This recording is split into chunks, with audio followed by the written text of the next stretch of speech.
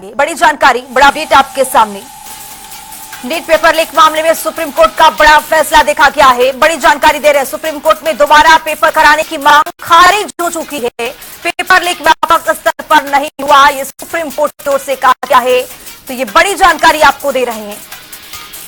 Committee 30 सितंबर तक केंद्र को रिपोर्ट देगी, सुप्रीम कोर्ट की ओर से कहा गया है। नीट पेपर लीक मामले में सुप्रीम कोर्ट का यह बड़ा फैसला, जिस तरह से नीट पेपर लीक को लेकर लगातार सत्ता पक्ष से विपक्ष हमलावर था, उसी को लेकर के आज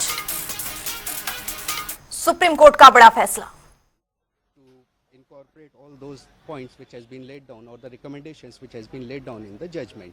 The Honorable Court directed that we have to take care of the travelling of the papers, CCTV cameras has to be installed and impersonation may not happen. All those things has to be taken care of by the committee, and they also directed the committee to submit the report and the time granted to the committee was 2 months, which has been extended by some time, so that all these points which has been raised are clean and have been considered by the Supreme Court may be taken into consideration.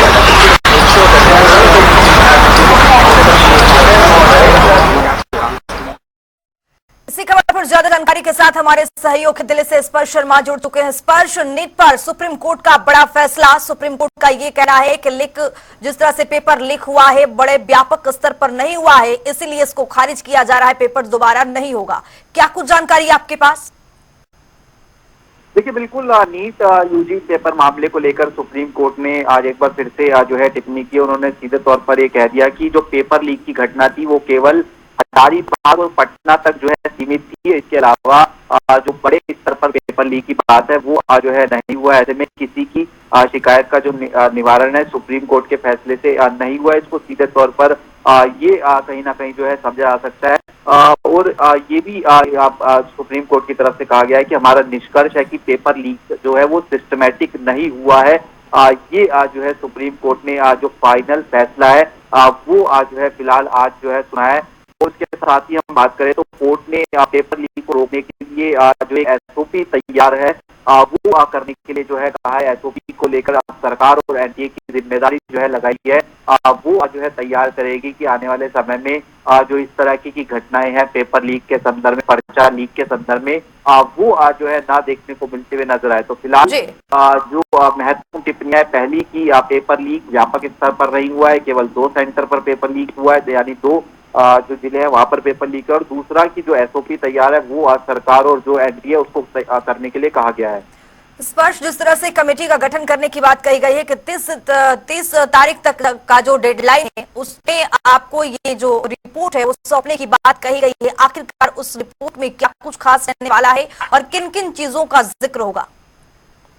देखिए, supreme court ने फिर से एक बार कहा कि पूरी परीक्षा जो है वो जो है प्रभावित नहीं हुई है, और यही जो पक्ष है वो एनडीए का लगातार देखने को मिलता नजर आ रहा था। हालांकि सुप्रीम कोर्ट ने ये कह दिया कि रिपोर्ट तय करने के लिए, यानी एसओपी जो है वो तय करने के लिए अब 30 सितंबर का जो समय है वो जो है केंद्र सरकार को दिया जाता है, एनटीए को दिया जाता है, ताकि भविष्य में जो है किसी प्रकार का जो खिलवाड़ है वो इस तरीके से पेपर लीक के मामलों के तहत जो है वो जो स्टूडेंट्स हैं उनके साथ में ना देखने को मिलता हुआ जो है नजर आए।